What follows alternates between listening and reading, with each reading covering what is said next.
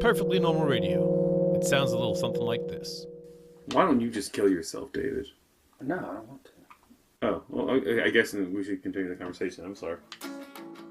Welcome to Perfectly Normal Radio. Well, we're on part 2 of TV Dads. In part 1, we highlighted the likes of Philip Banks and Dan Connor. We discussed the gray areas of Al Bundy and Heathcliff Huxtable, and managed to shoehorn in the Golden Girls in a different world.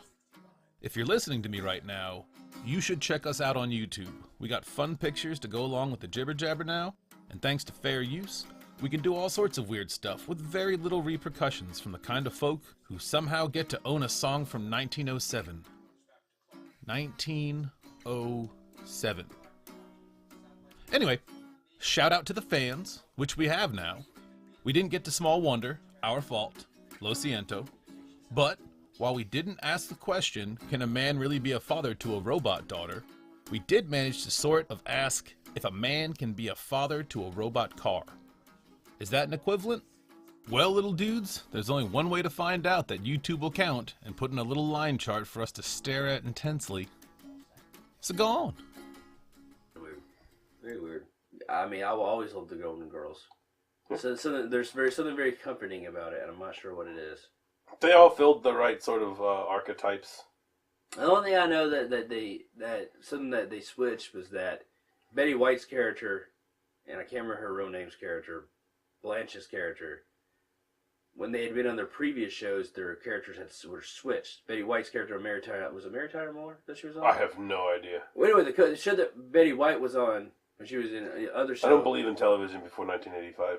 Oh, shit. No. As of right now. Okay. Starting now. Anyway, whatever... Damn, before 85? Whatever show that she was on before Golden Girls when she was younger, she was more like Blanche's character. And Blanche's character in the show she was on before was more like Dorothy's character.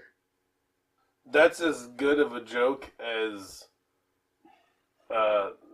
Michael Knight having had his face changed. We talked about that the other day. There was that whole story built up around Knight Rider, but the episodes didn't really tie into it. Like the journey into the world of a man who doesn't exist. And we're thinking about it, we're like, oh, that's right, because he was supposed to have had his face rearranged and all this other shit, and you're like, I'm still pretty sure the selling point of this show is the robot car. Journey into a mysterious world of a man who does not exist. Yeah, because it was totally like, hey, this sounds cool. Robot car is going to trump anything we could ever do. Cars so jumping cool, right? ramps. Mm-hmm. Turbo boost, man. You goddamn fucking those little fins come out, and you know something fucking crazy is going to happen. So, I think another reason why I chose Dan Connor and Philip Banks is also I feel like with the Connors, I feel like I would be friends with probably the Connors' kids, and I'd hang out at their place and know the Connor, know their parents. Whereas the Banks, I know them and would see them, but I'm like they're more in a higher bracket of they're rich kids. I don't really hang out with the rich kids, but I know who they are. I've seen them at school and shit like that. I think me, Rudy, and Bud would have gone on lots of wacky adventures. I forgot about Bud. I can't remember what he looks like though. I can't remember that. I remember that though. I just know that I definitely put up one of my favorite things that ever happened on a sitcom when they sang James Brown for the grandparents. Oh yeah. Was one of the better things. And then I believe Spider, Theo's friend, came in doing the weird thing where you put your legs over your shoulders. Oh yeah, they did a talent like show. that. They did. The episode that sticks in my head about the Cosby Show that I can't, for some reason it sticks in my head, is that for some fucking reason, the whole episode, Heathcliff Huxtable just wanted to fucking have a barbecue in the fucking freezing rain and snow or something. That's all he talked about the entire time, was having a barbecue for some reason. It's almost like he just went crazy. He was just determined. Yeah. It's just the way he acted. Which calls insanity. It was like he just went, he slipped into insanity, and people were just just let him do what he wants to do. It's okay. It's the sort of there's that one thing, and if I have that one thing, then I will be okay. It's weird, but I still stand by Dan Connor and Philip Banks as being the best TV dads. Period. I don't know about period. Pretty close. I mean, they're up there. They're the top two. I think the discussion's still very much open. Which I would say that Heathcliff Huxtable and Al Bundy would be the next two. After that, man, it's a shitbag of really no one. I can't think of anyone else. I mean, there's the guy from Good Times, but he died in a fucking car accident. Oh, yeah, he definitely... he lived long enough to see himself be the hero, but not become the villain. Yeah. And he's already pretty rough anyway. I remember him being very rough when he was on the show, and then he... Then he went and got a new wife and family, and he started McDowell's. He did. And yes, he became very successful, and then he married a daughter off to, Proud Prince. Edward J.R. P.L. Murphy. Yes. Someone that trumps your two dads, the dad of Little House on the Prairie, when there was nothing else to do but take care of your children. Michael Landon is clearly the devil. It's like the most theological I'll ever get, but that man was clearly sent to do nothing but wrong. And the earliest way he showed the love for the kids that were on that show is because all the three other ones that they had died from like some smallpox and some other shit that happened back then. He had no control over that. It was just nature and weakness and. Well, yeah, and so when he got kids that stuck around and didn't die, he was like, "Oh, this works. This is fine. Guess I'll love them." You look just like your mother did at your age when she died in childbirth.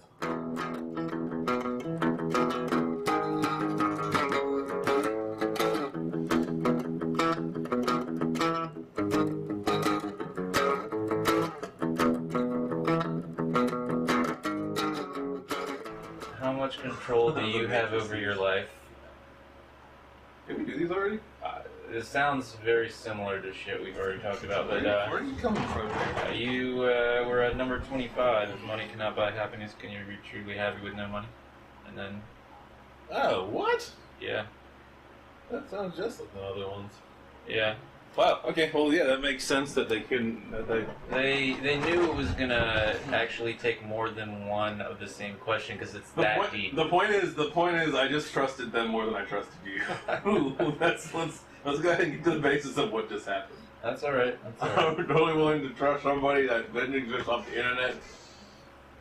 Whose sole reason for existing to me is to say something stupid. I believe them over you. Yeah, well, that answers number 27 here. How much control do you have over your life?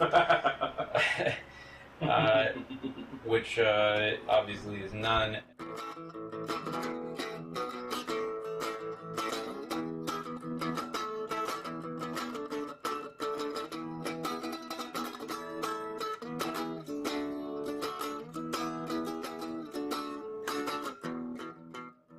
You can't use the fucking Michael Landon from damn Little House on the Prairie. That's like using depressing. That's like using fucking Christopher Walken and Sarah playing tall. Fuck that. But I'm surprised he didn't fucking kill his children because of the one kid killing his wife during childbirth and shit like that. Yeah, he did. He had like disdain for his children.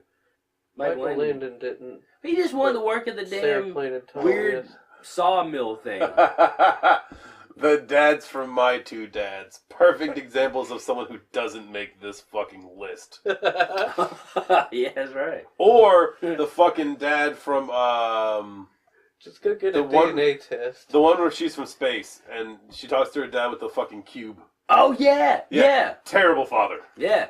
About as absentee as you can fucking get. He doesn't even come into the same solar system as his daughter. Yeah, and he gave her that power to stop time with her fingers.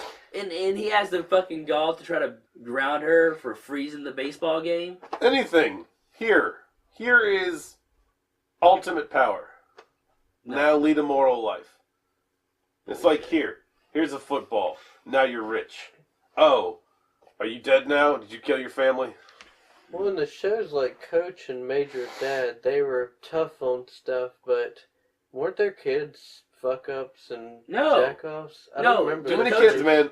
Too many kids. You're out the window. Coach had one daughter, and she was like already a college student when the show started. I know this because my dad watched Coach for some reason. M-O-O-N, that spells Coach. Much on a family.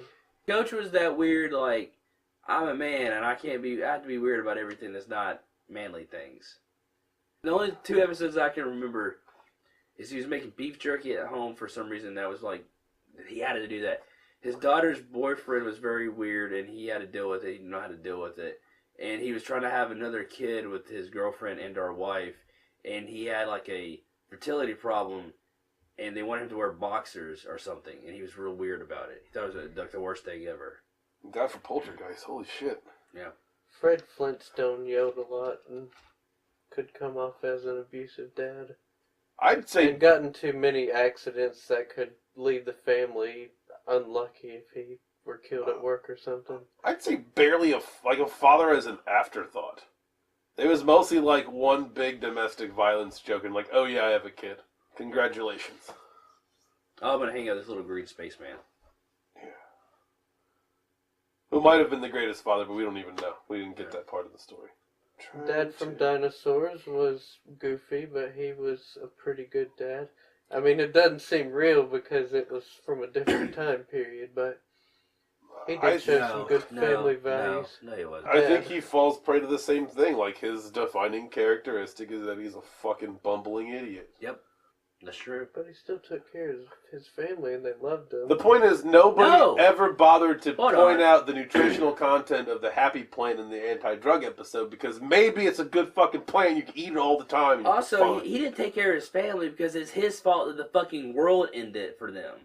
He's the one that's like, oh, we got a bug problem. So get rid of these plants and get rid of the bugs. A final solution, if you So will. he got rid of the plants by saying, like, let's have all the volcanoes explode and take care of that. And then, oh, now there's no sun and now there's like a winter going on. Yeah, Dinosaurs did end on a depressing and that was all his fault. When you think about that, they were pretty much teetering on disaster the entire time then.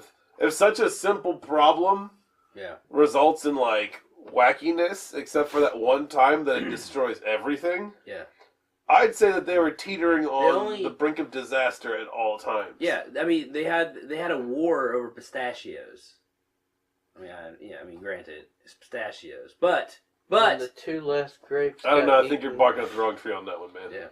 I think you're gonna lose the fucking home audience if you start talking bad about pistachios. I'm gonna talk about pistachios. I like pistachios. I'm just saying, you were saying negative sounding words in the same sentences as pistachios. Oh, sorry, home audience. I like pistachios. I'm about to have a whole bag of them in my house. Fucking they the gin's out of the hell bottle, out of bro. Stuff, but they're wonderful.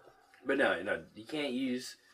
Pistachios. You're gonna start a viral wave of anti-pistachio. You can't use Earl Sinclair as a dad, even though he's a terrible father. Yeah. They even dressed him like Dan specifically said he'd court some sort of chance at this conversation. Yeah. That's why. That's why he's a bad father, because this is not an important reason to have a family, this conversation right here. And that's the only fucking reason he did it, because he is too me-centric.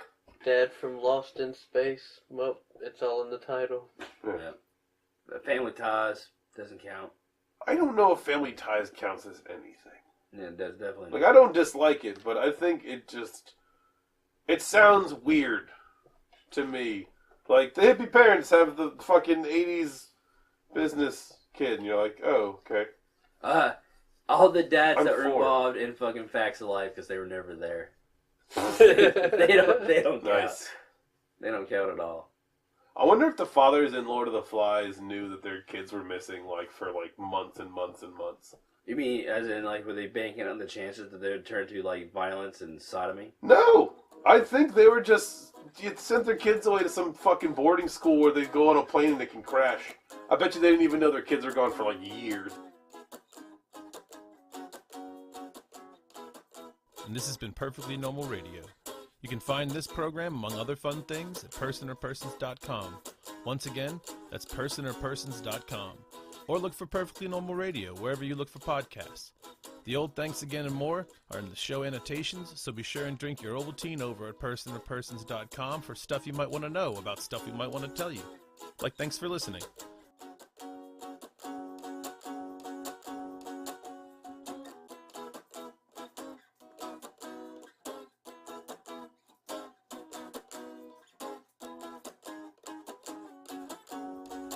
Otho! Otho, we all thought you were going to be the child molester. And you weren't. It was the father.